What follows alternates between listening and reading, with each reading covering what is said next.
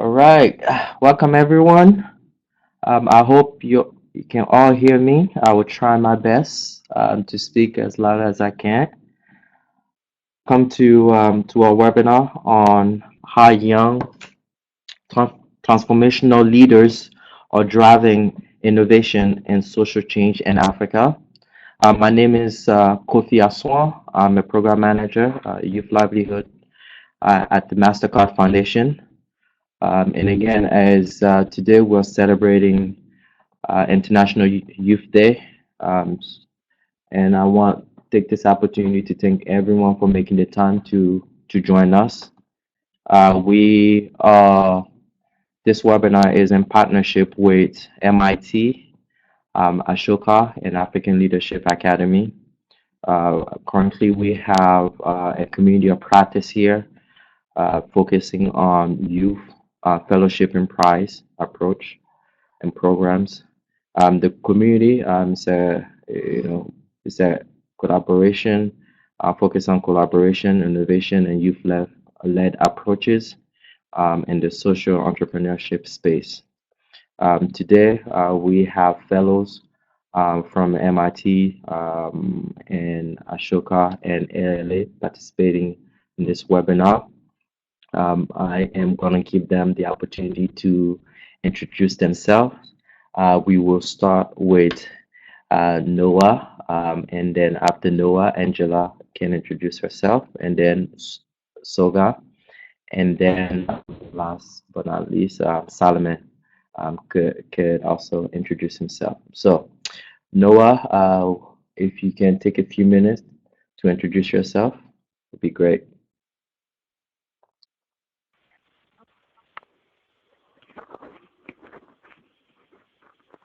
Hello everyone. My name is Noah Lakia. I'm the founder of Nano Digital Makers, a community-based company aimed at providing employment opportunities to youth in Uganda. Currently employing 25 youth and have skilled men in the skill of knitting and tailoring. We have trained over 68 youth and have who have started their own knitting companies and knitting and tailoring businesses. I have been also employed before, like any other youth, in different companies, in different small ventures, have volunteered in several organizations, have started businesses and have failed. I would say I've experienced a typical life of a normal young youth in Africa. I am glad to have taken ownership of my life when I was still young, and I feel that has influenced most of the decisions I've made, the values I've taken, I've gained up and I've learned in life. And I've also learned to be accountable for my life and for every decision I take.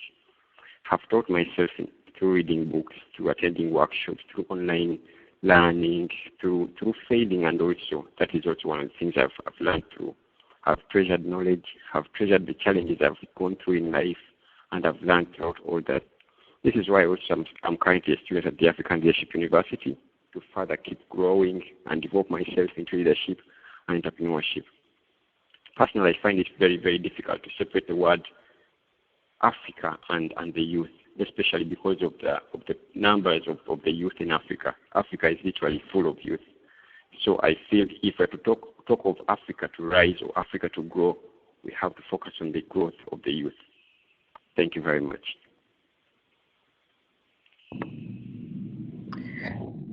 Thank you, Noah. Angela, can you take a few minutes to introduce yourself?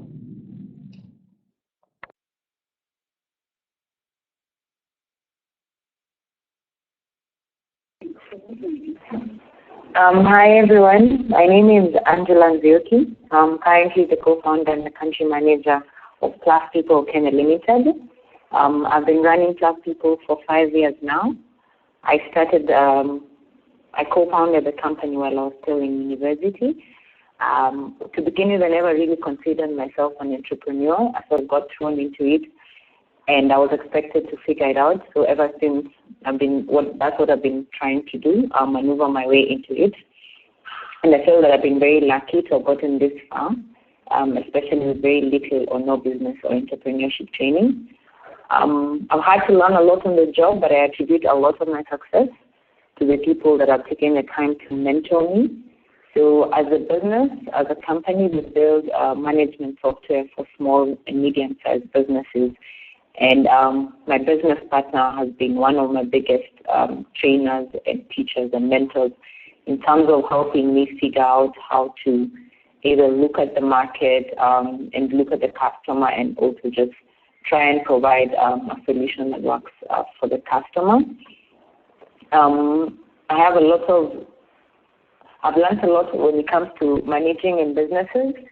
And when it comes to giving back to the community, I do a lot of mentoring, and I mentor young underserved girls that are trying to pursue IT as a career or as a course. And this is very strategic for me because mentoring girls, one, I'm very passionate about the girl child and the girl child education. And mentoring them for me is a way of giving back, especially because most of these girls do not have the resources to either afford a formal education. And to see them just grow and think differently and become different people makes me very, very proud and makes me feel fulfilled. And also, because these are girls that are interested in technology, it means that I already have a very big pool of potential employees. I also mentor a group of women, poor village women running small businesses, and we call them mama mbogas in Kenya. They're vegetable vendors, and I use the simple business training that I have, having run a business for 5 years, to teach them simple, basic business management skills that they can use to be able to run their businesses better. I believe that women are better when it comes to saving. So when you train a woman on how to manage her business better, the chances are making revenues and improving and reinvesting this money into the business and into the family becomes a lot higher. So like I said, most of the skills, I'm not a skilled entrepreneur, but I've always been striving to become better. And my journey ever since I started the company has sort of been trying to just reevaluate myself, do as much business training as I can as a give back. And just recently I finished summer fellowship at Northwestern University under the Mandela Washington Fellowship, which was an intensive business and entrepreneurship and leadership training. And my biggest motivation for taking part in this fellowship was so that I could grow my business skills, my networks, but not just for myself, for my mentees and for all the business people that are around myself. Yeah. So that's a bit about my journey. Thank you very much for sharing your journey with us. Soga, can you take a few minutes to introduce yourself? Hello, everybody. Thanks for taking time out to listen to our stories. I think it's a privilege to be here today. Today, this International Youth Day. My name is Ashoka, and I run and I'm the co-founder of MDAS, a medical device services company based in Nigeria right now, but we have aspirations of expanding to other African countries. Well, my journey so far was I was an engineer and worked in engineering, software engineering for a significant amount of time in the U.S. And then through that, I decided to go back to school because I really do wanted to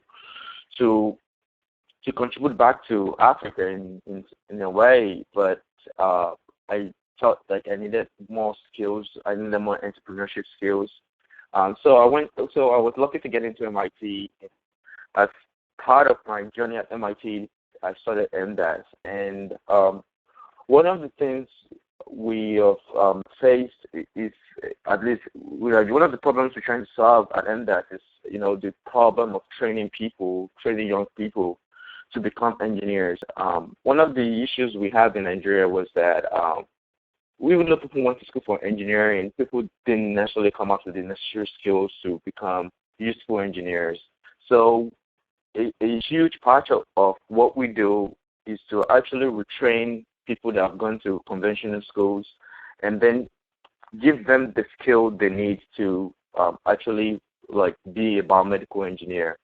And I think it's important in Africa today because, like we heard earlier, a lot of Africans are young people, and these young people need opportunity. They need market access. They need, they need this to break the cycle, the vicious cycle of unemployment and everything. So yeah, that's very critical to what we're doing. And over the course of this webinar, I hope I'll be able to share more about like NDAT and what we do as a company. Thank you. Thank you very much, Soga, for introducing yourself. Solomon, can you take a few minutes to introduce yourself as well?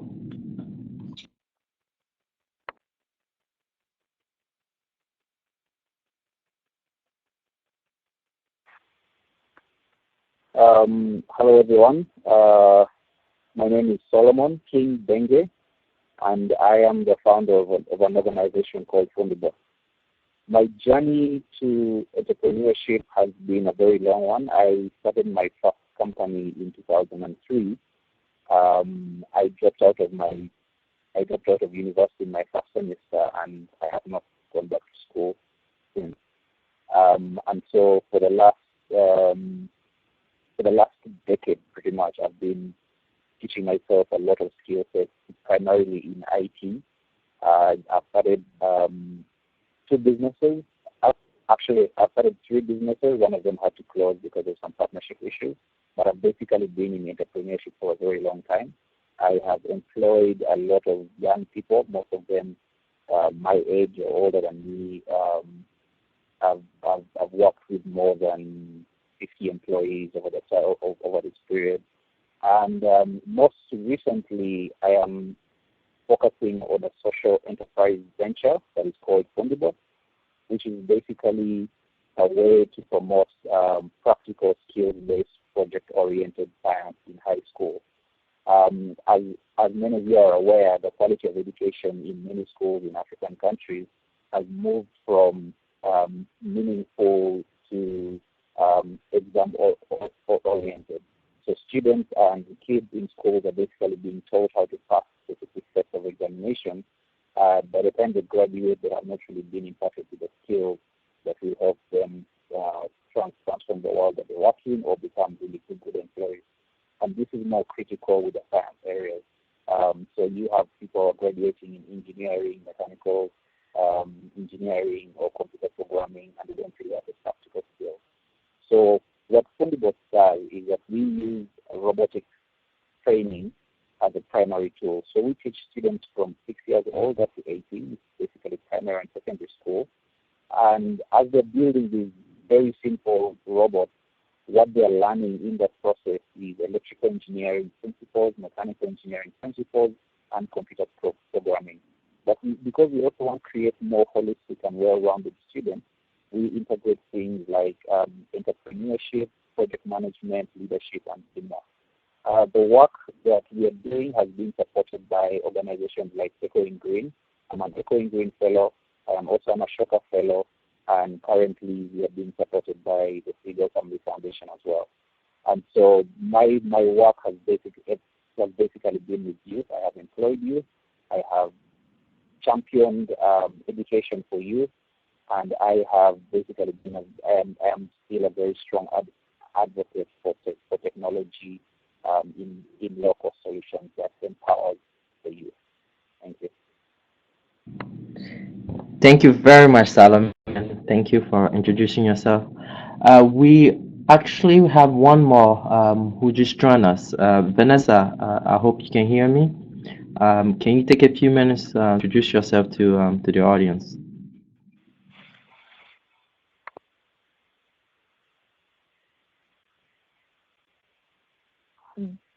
Hello, my name is Vanessa, and I'm 20 years old.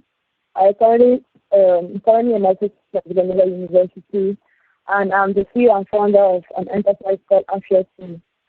So Ashoka basically is a company where we transform the moringa plant, moringa plant, into a fortifying tool.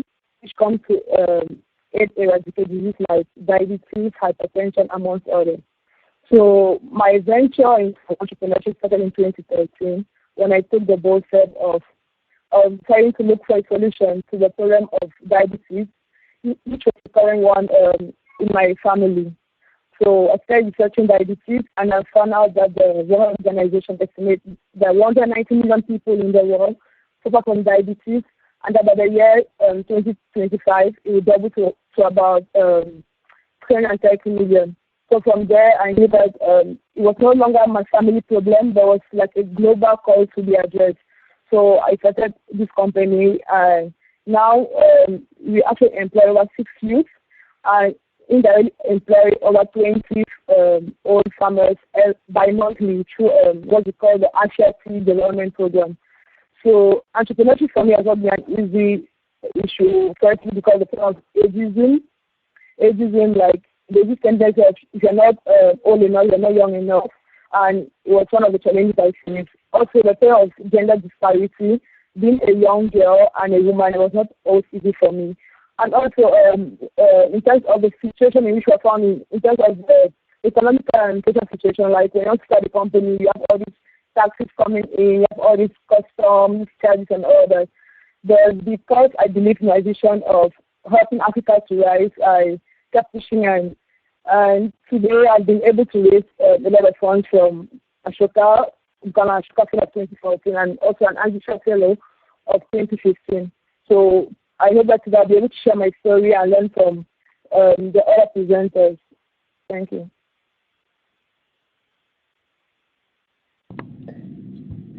Thank you very much for introducing yourself and welcome. As you all can hear them, they are very, very much a group of youth who have diverse background. Just for those who are having difficulty hearing them and so forth, please bear with us as we continue. We have people calling from Mauritius, Kenya, Uganda, Cameroon. So please bear with us as we continue with the webinar. But I would like to give each one of them another opportunity to take a few minutes to actually dive into what makes their work different than others. I think that's something that we are all very much interested. I had the opportunity to engage with them throughout the week, and I have read a lot about them. And I also want you, as audience, to have the opportunity to truly understand, their journey, and as well as the work and the process and the things that they're doing that makes them different than others. So I will let Vanessa start since she's just joined us. Vanessa, if you can take just 2 minutes just to briefly explain to the audience, how is your work different than others?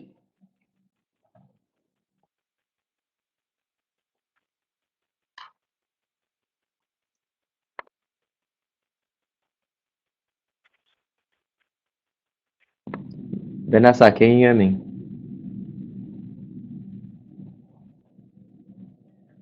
Okay.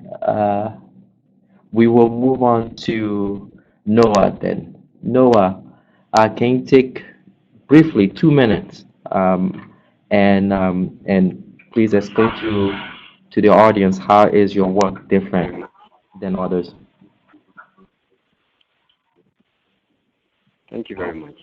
I wish to basically start from the roots, I would say, because if I even go into the different techniques into entrepreneurship and all these things that I've learned along the way, I'll go back to what made me even different when I was starting.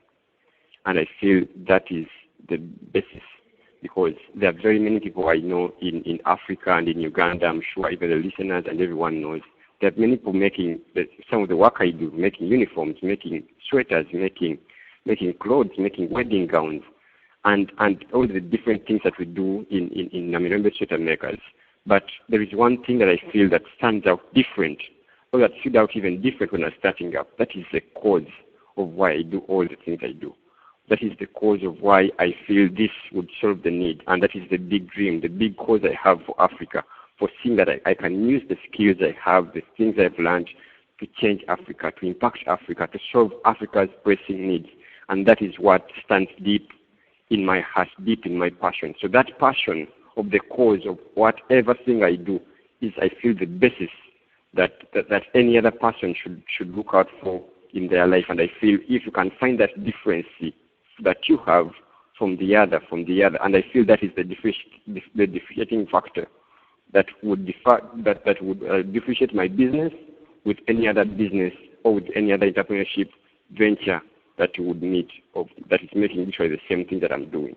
So that is what stands out, because I have a big vision of what I'm doing. I have a big passion of solving Africa's need, of solving unemployment in Uganda and Africa, of solving poverty, because I've been there before, and I've walked myself through this, and I've seen how it has changed my life and changed the people in my community.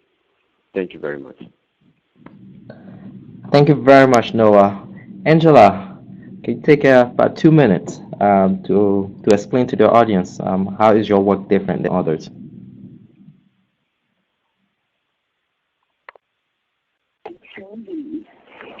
Thanks, Kofi. So a bit of background about Class People, the company that I'm the co-founder and manager for. So Class People is a software company that is based in Nairobi, and we generally focus on building business management solutions for small businesses. Anything from bookkeeping, accounting to payroll. There's not such a big difference about this particular software, but what we've really done differently is that we are building solutions for Kenyans by Kenyans, for actually the Kenyan businesses. We're building solutions for businesses in whose reality we exist ourselves. A lot of the solutions in the market have been developed for a different reality, for either the European or the American market, and not many of the available solutions in the market are affordable to our small businesses or even make sense to the small businessman that we have in Kenya. So what we've done as a company is we've taken the time to understand how exactly our small businesses in the country run their businesses, and then build solutions that are tailor-made to their reality.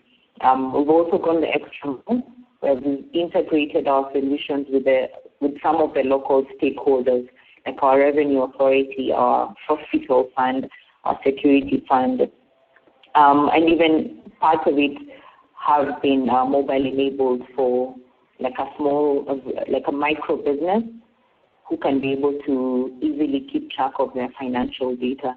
So the whole idea behind the business is just providing solutions that really just work for the small business that is based in either Kenya or the East African market. Yeah. Thank you very much. Solomon, can you take a few minutes to also explain to the audience how is your work different than others?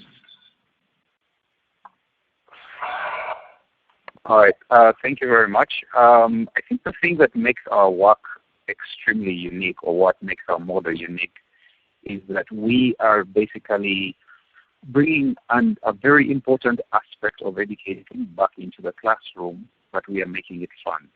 And so one of the things that we've noticed with our training is that our students are actually really, really excited about learning sciences. And this is not something that is very common these days, because everyone is perceiving school as this place where you go to get information literally pumped into your head, and then all you have to do is regurgitate that information in an examination. But what we're doing is we are making the learning experience fun, we are making sciences fun, and the robots, in fact, are just the starting point. These machines are basically little things that get kids excited or get students excited about learning the possibilities. And once we've captured them, once we've basically had the kids in a room, they've built their robots, they're excited, what follows next is that the possibilities that they begin seeing are endless. And so we consider ourselves not necessarily as people trying to change the education system, but people trying to change how people learn, because we want to make sure that the science learning experience is both practical, relevant, but at the same time it's something that people or students will enjoy coming to. And it's actually interesting because one of our students recently told her parents that I wish this was my school forever. And it's very rare that you're going to find kids that excited about learning. And I think, like Noah said, the core essence for me is the passion. And I started Fundibots because when I was a child, I had this exact frustration. I was passionate about technology. I wanted to learn everything about science. But in the school and at home, there was no support system to help me learn what I wanted to learn. And so that frustration led me to resolve to create an organization or a space like Fundibots. And you can tell that background has laid a very strong foundation for the passion and the confidence and the excitement that our program is taking into schools. Thank you very much. I would like to also ask the same question to Songa. If you can take a few minutes.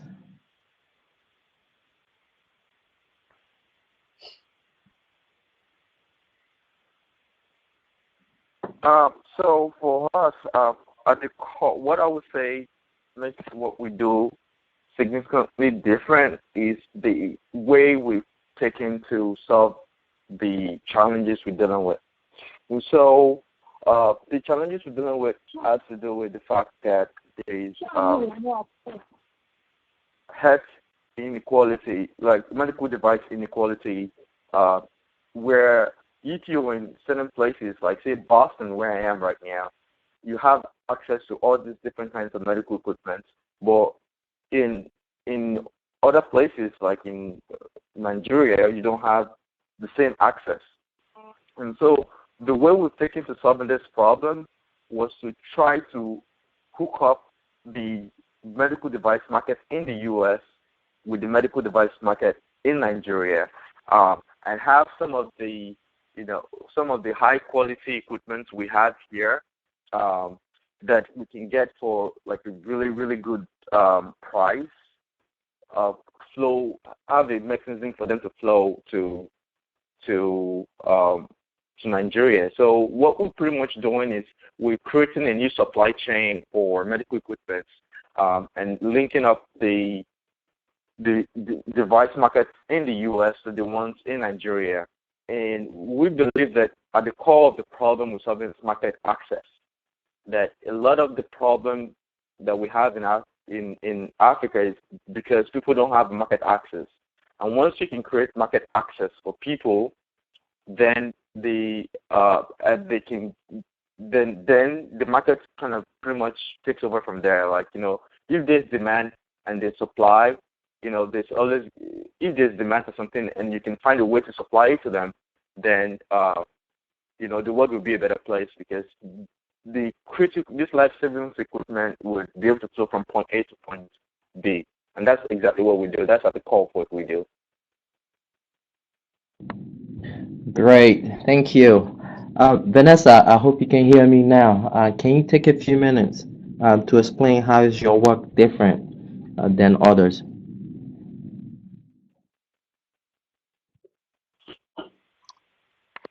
So what makes actually companies different is the fact that we don't look at the profit sector, but also at the non-profit sector, because we believe that for a company to be turned as a social enterprise, it should both touch the people, the profit sector, and the planet.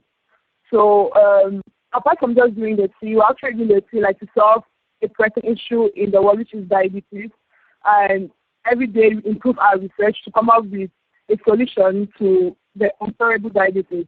In terms of what sets me apart as a social entrepreneur is the fact that our company, we also do what we call the Ashoka Farmers Development Program, where bi-monthly we train farmers on how to plant the moringa.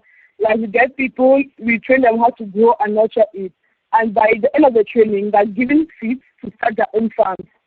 And after the farm must have grown, let's say after six months, then we go now into buying about 70 to 100% of the moringa leaves. into a company to produce IT. So at the end of the day, we empower the farmers on how to plant the moringa. Secondly, we give them the skills, and now they're able to make money out of what we teach them. So it's kind of a ripple effect in terms of employment. So we actually employ them indirectly, but it's true, like actually. So that's more of how we help our community.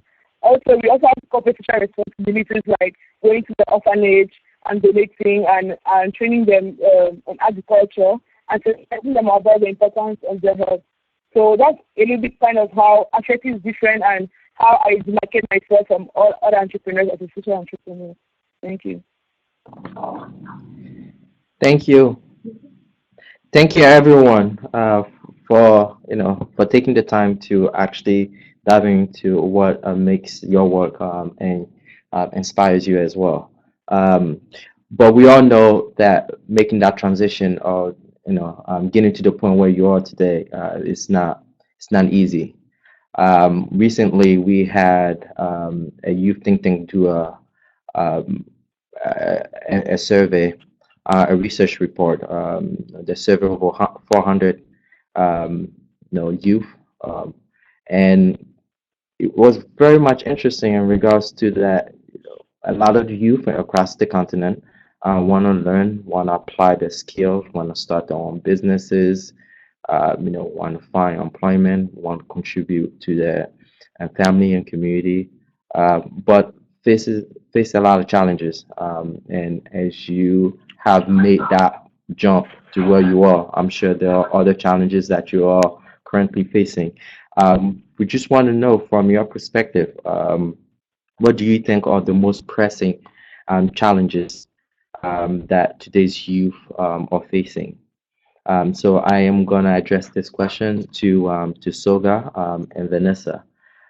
Soga, the floor is yours, my friend. So the biggest challenges that we're facing has to do with infrastructure. The fact that a lot of the infrastructure business infrastructure you need to do business is not literally there, and you have to work around it. You have to find your own way of dealing with that, and that has been one of our biggest challenges that we have to deal with. Another one that we have to also deal with is the fact that, unfortunately, in most African countries, there's still most of my experiences come from Nigeria, but it's a very bureaucratic. There's a very bureaucracy when you deal with governments, and it's so much. And so, if you need to get import permits for this thing, you might have to wait 3 weeks or 4 weeks for it, and then when you have to deliver to customer at some point, that might delay you. Sometimes you get lost in the system and you don't even know when you're going to be able to get out of it.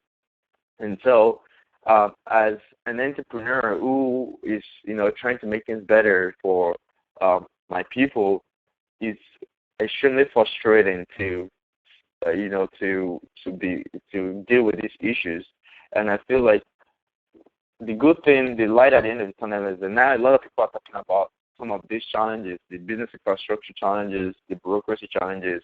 Right now in Nigeria, we have a problem with the economy is kind of in a recession right now, and so we have problem with foreign exchange. These are things that's affecting not just our business, but every business in the country itself. So, and we as entrepreneurs will have to find ways to deal with them. Thank you very much. Vanessa, can you take a few minutes to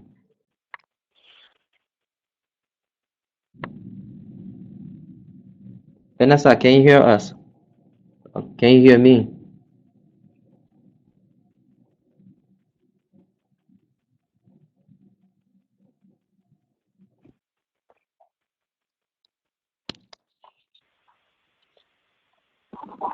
Yeah, I can get you.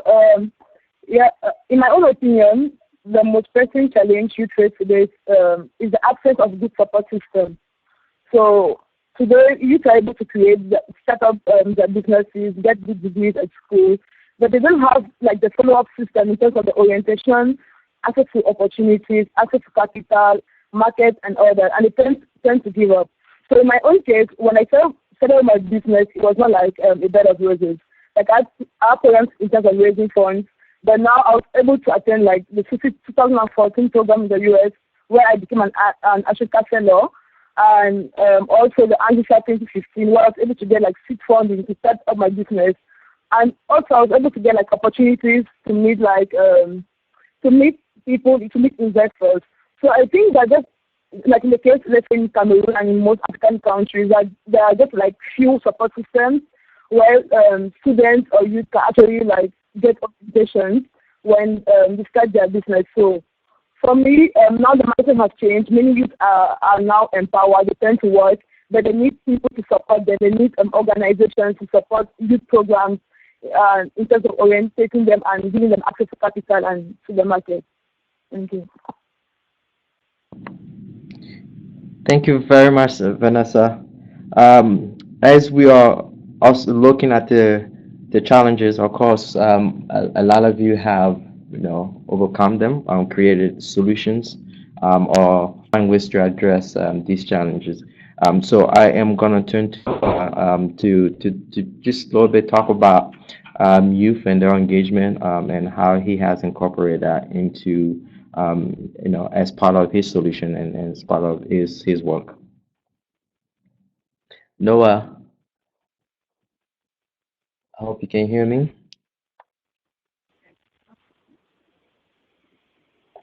Hello.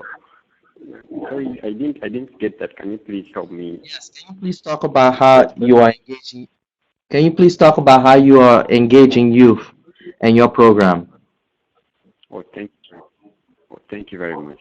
And I'm just happy, and I want to first clarify on this. When we talk of youth, it sounds a little more like I'm not a youth. I'm just 24 years old. It's like, how do I engage my fellow peers? How do I engage my friends? How do I engage the people around me? Every time when you talk about youth, it seems to be something very, I don't know, very maybe some different group of people. It is the fellow people, the fellow friends of ours. When I was starting up my membership makers in 2008, we started out with youth. I started out with fellow people, with fellow brothers, because when I learned the skill, the recent I taught to how to knit using bicycle spikes, have grown up with these people, and I've seen how the company, how working together has changed our lives through paying our school fees back in school, through seeing ourselves through the different, helping our families, helping our friends, and we kept teaching others to growing to 25 people.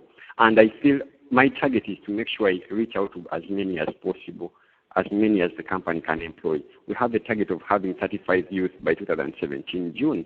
Besides that, because we cannot employ everyone, we have decided to train them into knitting, into tailoring, into these skills, and then teach them how we do the business, how we do the entrepreneurship part, and then support them to go on. In every year we have 3 months that are portioned throughout the year, where we have every month off where we're teaching youth freely.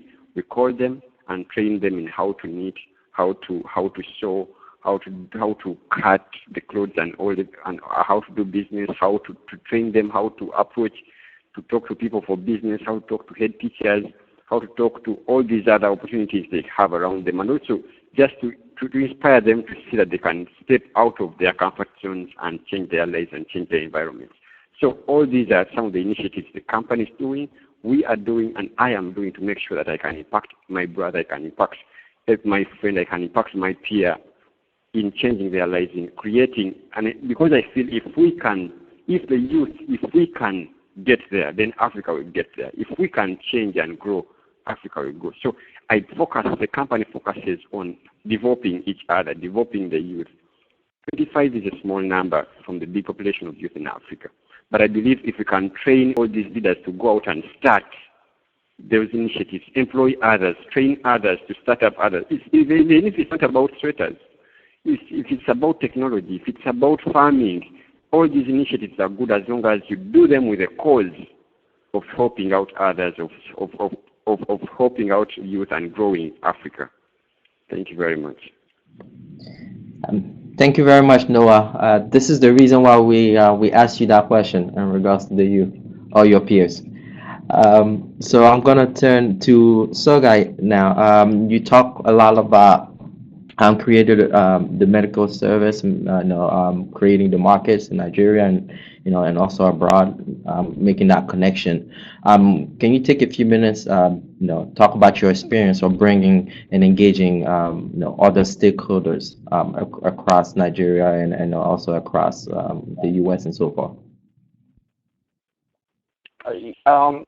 So for us, it's quite critical. The other stakeholders are actually quite critical for us because medical devices are a huge capital-intensive venture, and if you try to do everything by yourself, you stretch yourself too thin, and then you won't be able to make any impact. And so what we've done is to look for organizations and people that we could partner with that would help us extend what we're trying to do, help us multiply our impact. And we've been very lucky in that regards. And so we've worked with African Leadership Network. They are one of the people that first believed in us and gave us a lot of support. And and they introduced us to lots like local stakeholders within the Nigerian marketplace, and we were also able to network with a lot of people just from them. Another key stakeholders that is quite critical to us is actually the MIT Legatum Center and and the MasterCard Foundation, because I was a MIT Legatum Fellow during my time at MIT, and the support they gave us enabled us to go out to do our market research and kind of like help us own our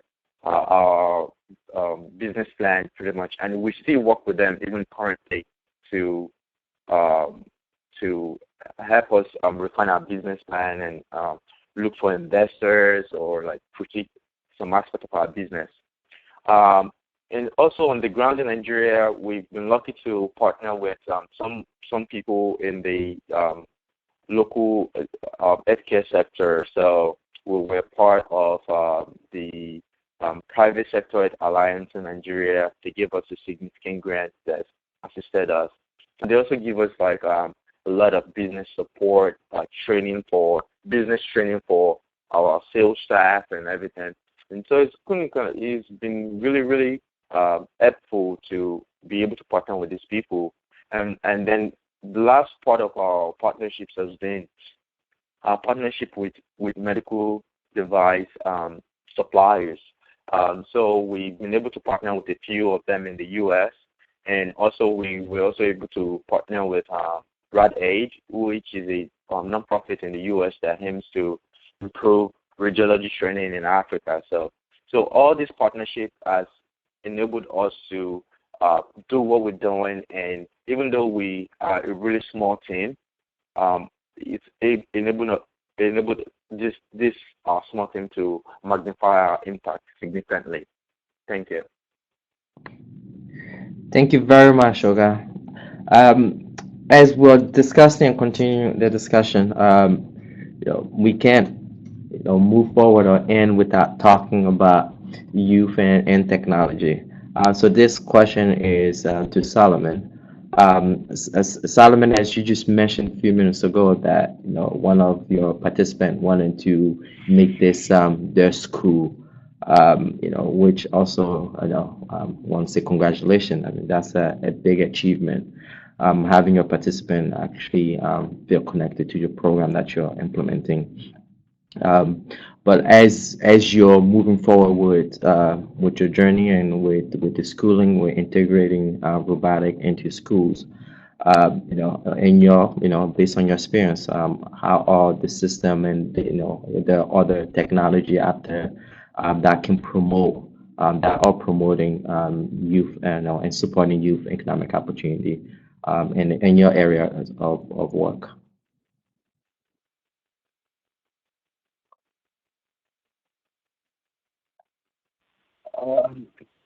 could you just help me repeat the question? I kind of lost Yes. it. And Yes, I just want you to speak on your journey of integrating robotic in schools, and how the system, and youth are changing as a result of you doing that.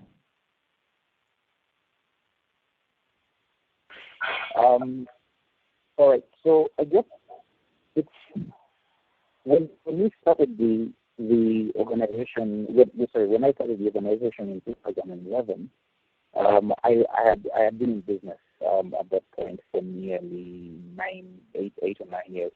So my background was purely in business.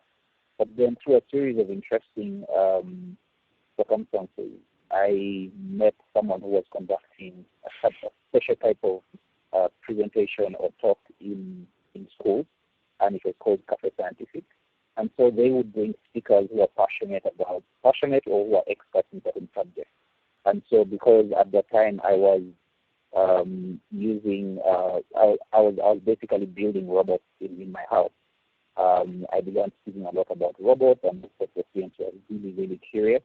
And then it was at a certain point I had an inflection moment when I realized that this dream that I'd had to create this space could now be fused with this passion that students have for learning how robots work.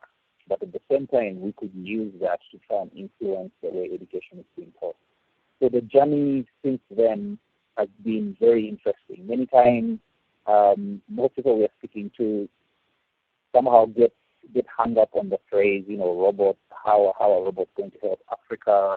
How relevant is this to Africa? But then what they don't realize is that the robot is just a really cool excuse.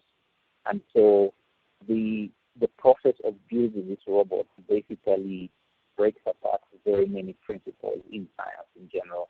And so students who are trying to be astronauts, students who want to be chemists, students who want to be biologists, people who want to study mechanical systems, they all have a role that they can play in the construction of this machine. But the great thing is, because of what we are learning using our curriculum, we are able to approach our integration in two ways. So the first way is that we are in schools. We are trying to integrate our curriculum into the schools, but at the same time, we are looking at the science curriculum and saying, how can we enhance the learning outcomes in this curriculum? And so that means that if there's a physics subject that you never understood in the classroom, we help you break it down and say, this is what it actually looks like.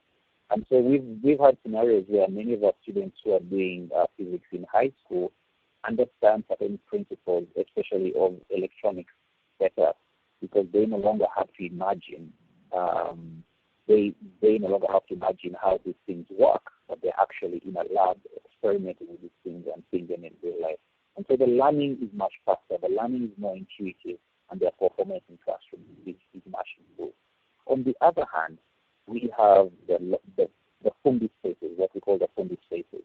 They're basically very flexible learning centers. We have one in Kampala, which is the capital of Uganda, and we have another one in eastern Uganda.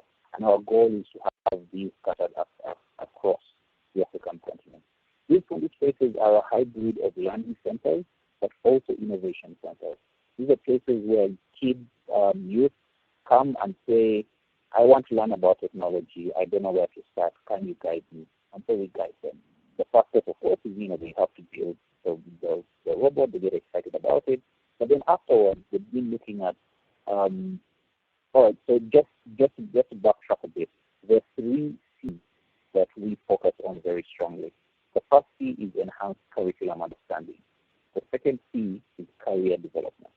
So we are training youth who are still in school using modern tools, such that when they go into the workplace, even if they drop out of maybe high school or O levels or A levels, they have enough skills to pursue a meaningful career somewhere.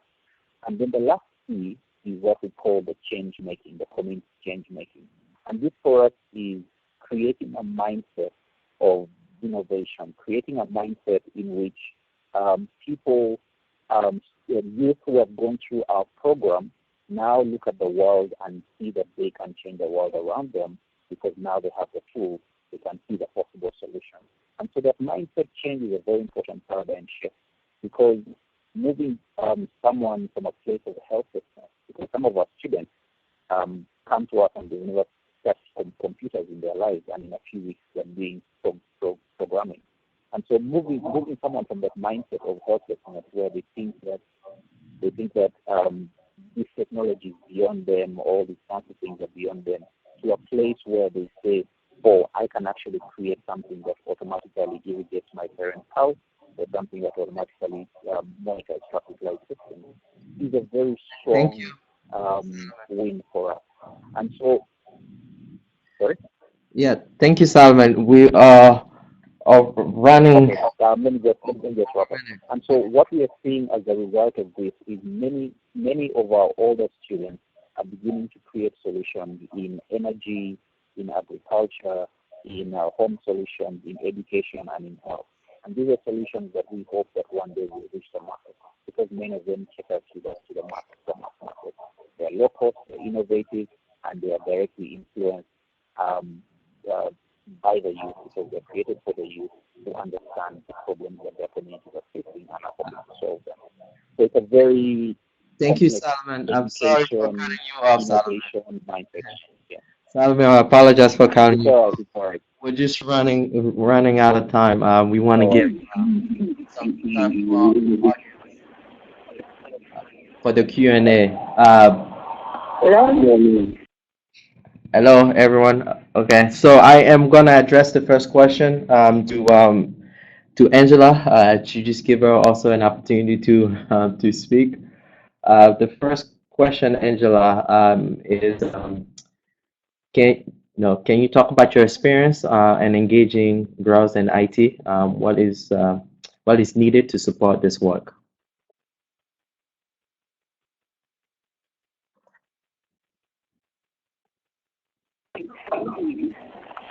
Thanks, Kofi. I see that's one of the questions from the chat, right? Yes, it's from the audience. So I'm just gonna okay, sure. I'm just gonna jump into it. So there's 3 areas of focus when it comes to engaging with the girls in IT. So there's the training, and then there's networking, and then there's mentorship. So what we do, or rather, it's not an organization that I founded or that I run. It's an organization that I volunteer with. So what as the mentors or as the pioneers do is that we get girls to apply, underprivileged girls that do not have the capacity to either get formal education and are interested in pursuing IT. So we try and marry training, networking, and mentorship. And you find there's a lot more possibilities of these girls finding opportunities or creating their own opportunities when we marry these 3. So under the training, we take the girls through basic IT skills, anything from mobile phone and web applications development to graphic design, entrepreneurship training, simple, even just being a girl training. And then in their teams, they're required to either come up with a business plan, build a solution, and at the end of their training, pitch whatever their solution is. And some of them have ended up actually running these businesses after the training, while some have been absorbed into other companies within the networks. And this is where the networking role comes into play. While the girls are going through the training, they're exposed to networking activities within the technology space. They get to meet other founders and other companies, and they're encouraged to build their networking skills, find out people that they would want to meet or people that they would want to work for or work with, and then they're encouraged to talk to either their trainers or their mentors to make an introduction. And then this is where also the role of the mentor comes in. The mentor is at liberty to either maintain a personal or a professional relationship with these girls.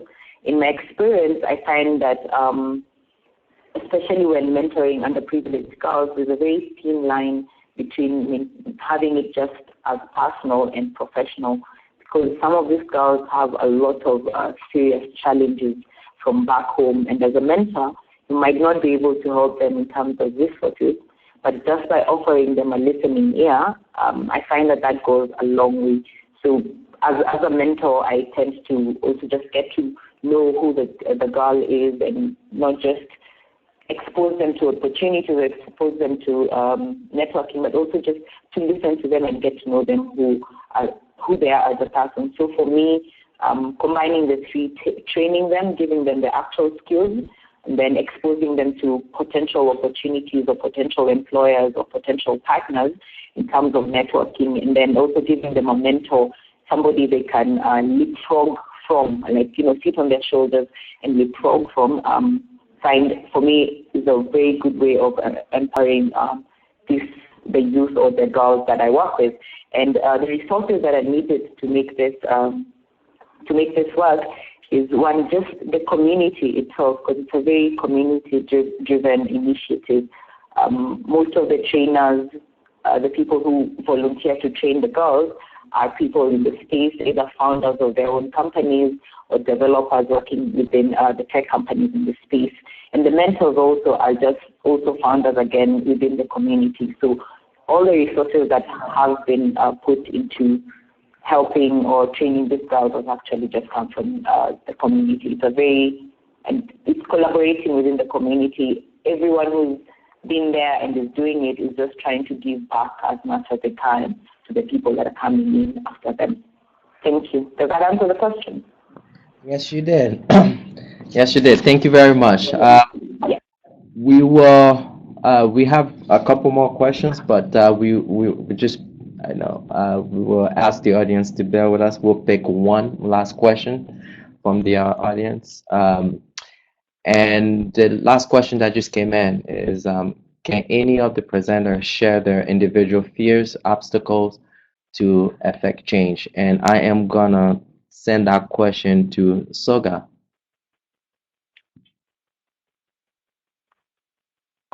So can you hear me? Yes, we can hear you very well. Okay. Okay. So the question is that our fear and obstacle to change. Yes. Yeah. So I guess my biggest fear would be, people usually say something about using technology to Africans using technology to leapfrog into, prosperity and everything, using technology to leapfrog everything. And I feel like sometimes that kind of thinking kind of hides the reality of some of the challenges we face, some of the infrastructural challenges we face. And in the end, if you have a really terrible government that has really bad policies, then the capacity for people to be innovative is greatly reduced. If you don't have the playing ground for you to be innovative, it's incredibly difficult to be. And I feel like sometimes a lot of our government officials don't get it. And sometimes they try to, some policies that, has really good intention eventually ends up, suppressing innovation and entrepreneurship. And I think that's my biggest fear, is that, that some government policy or some deeply bureaucratic person just comes and just makes a bunch of laws that's meant to be good, but eventually kind of like suppresses change. And I feel like we should all be worried about that. Thank you. Thank you very much for answering the last question. Due to the lack of time, I want to take this opportunity to first start off thanking Noah, Angela, Soga, Solomon, and Vanessa for making the time to participate in this webinar. I also want to thank MIT, Ashoka, and ALA for the wonderful work that they're doing. And as you all can see, these are remarkable young men and young women. And as we are all celebrating International Youth Day in different ways. This is just an all-day thing. So wherever you are, you can continue to participate and celebrate. Just want to take the opportunity to recognize all the youth out there. These are social entrepreneurs, but we also have youth who are joining these startup enterprise, who are joining government, who are joining the private sector, who are actually making change in those institutions.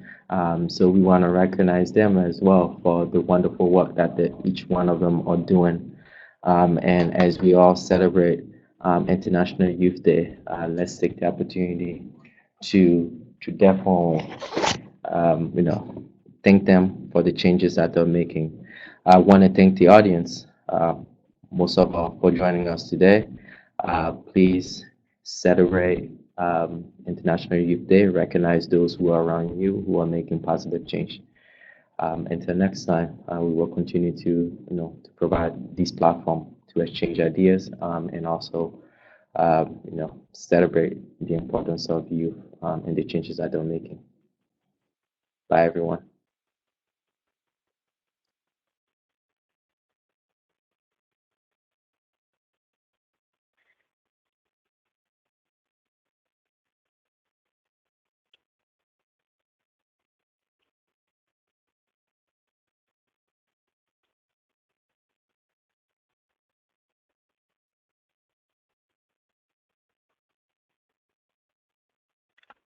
Okay, this is fine.